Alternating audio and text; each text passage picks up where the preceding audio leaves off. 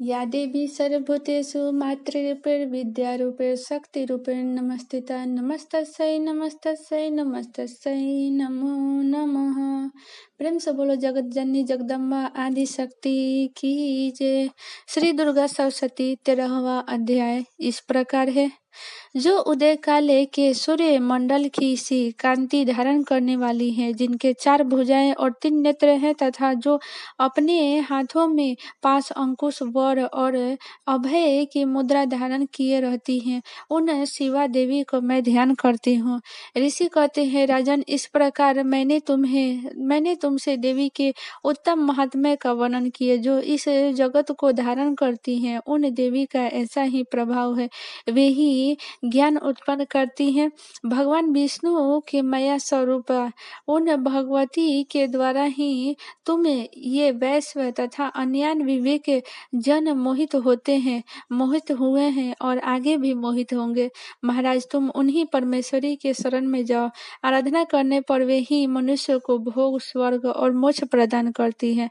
मार्कंडेय जी कहते हैं, कौष्टुकजी मेघा मुनि के ये वचन सुनकर राजा सूरथ ने उत्तम व्रत का पालन करने वाले उन महाभाग महर्षि को प्रणाम किए। वे अत्यंत ममता और राजपहरण से बहुत ही क्षीण हो चुके थे। महामुनि इसलिए विरक्त होकर वे राजा तथा वैश्व तत्काल तपस्या को चले गए और वे जगदम्बा के दर्शन के लिए नदी के तट पर रहकर तपस्या करने लगे। वे वैसे उत्तम देव सूक्त का जप करते हुए तपस्या में प्रवृत्त हुए। वे दोनों नदी के तट पर देवी के मिट्टी की मूर्ति बनाकर पुष्प, धूप और हवन आदि के द्वारा उनकी आराधना करने लगे। उन्होंने पहले तो आहार को धीरे धीरे कम किया, फिर बिल्कुल निराहार रहकर देवी में ही मन लगाए एकाग्रता पूर्वक उनका चिंतन आरंभ किए। वे दोनों अपने शरीर के रक्त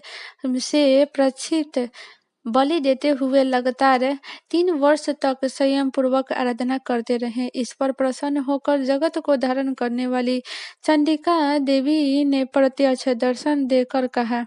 देवी बोली, राजन तथा अपने कुल को आनंदित करने वाला वैश्य, तुम लोग जिस वस्तु के अभिलाषा रखते हो वह मुझसे मांगो, मैं संतुष्ट हूँ, अतः तुम्हें वह सब कुछ दूंगी।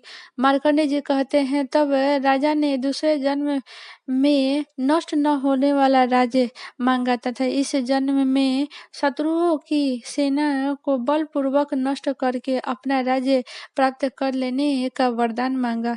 वैश्व का चित्त संसार की ओर से खीन एवं विरक्त हो चुका था और वे बड़े बुद्धिमान थे, अतः उस समय उन्होंने ममता और अहंता आसक्ति का नाश करने वाला ज्ञान मांगा।